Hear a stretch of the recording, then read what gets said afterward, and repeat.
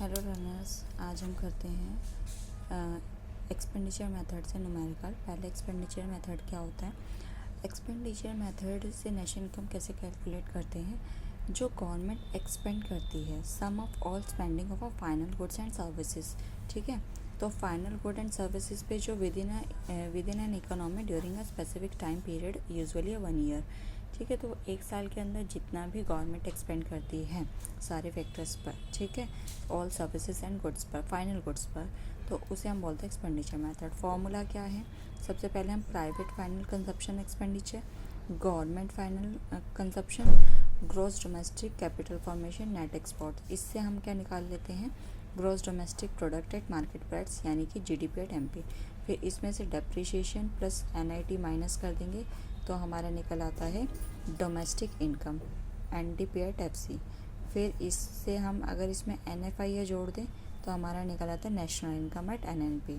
और इसका in short formula क्या होता है, जीडीपी एट एमपी निकालने का, जो हमने यहाँ पे पढ़ा है उसमें होता है C plus I plus G plus export minus M. C private consumption, I investment, ठीक है, गवर्नमेंट इन्वेस्ट जो करती है, गवर्नमेंट कंजप्शन फाइनल कंजप्शन जो, और एक्सपोर्ट में से इंपोर्ट को हम माइनस कर देते हैं, ठीक है। अब इसी से हम एक न्यूमेरिकल कर लेते हैं। हमें जीडीपी एट एमपी निकालनी है, एनएनपी एट एफसी निकालनी है, ठीक है।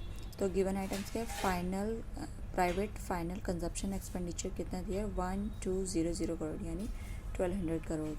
Gross domestic product, gross domestic capital formation जिसे हम आई बोलते हैं 500 crore. Government final consumption expenditure that is 700 crore. Export 200, import 150, NFI 80 crore, depreciation 50 and NIT 100 crore, ठीक है। इससे हम इसका सोल्यूशन क्या देख लेते हैं। फॉर्मूला तो हमारा यही रहता है जीडीपी एट एमपी निकालने का। तो सी plus I plus ji x minus M.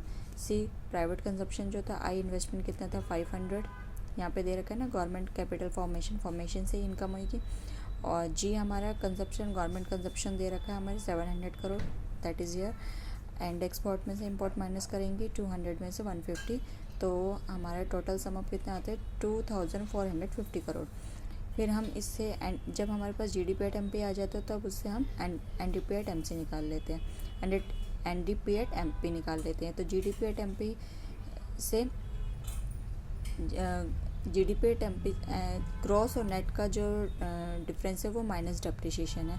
तो डोमेस्टिक जीडीपी एट एमपी में से डेप्रिसिएशन माइनस कर देंगे तो 2450 में से 50 करोड़ माइनस कर देंगे तो 2400 करोड़ आ जाएगा। 2400 करोड़ रुपए हमारा एनडीपी एट एमपी आ जाएगा।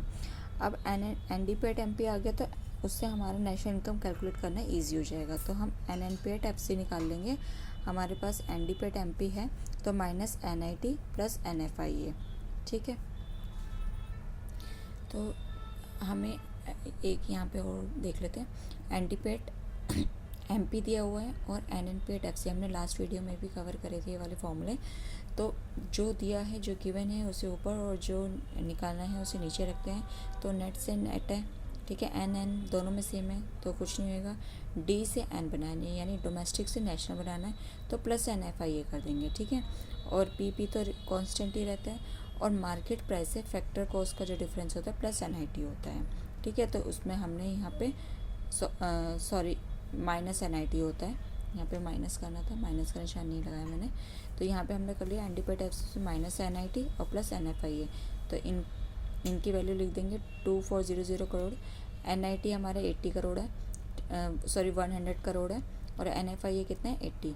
तो इनको प्लस माइनस करके क्या आएगा 2380 करोड़। होपफुली आपको न्यूमेरिकल समझ आया।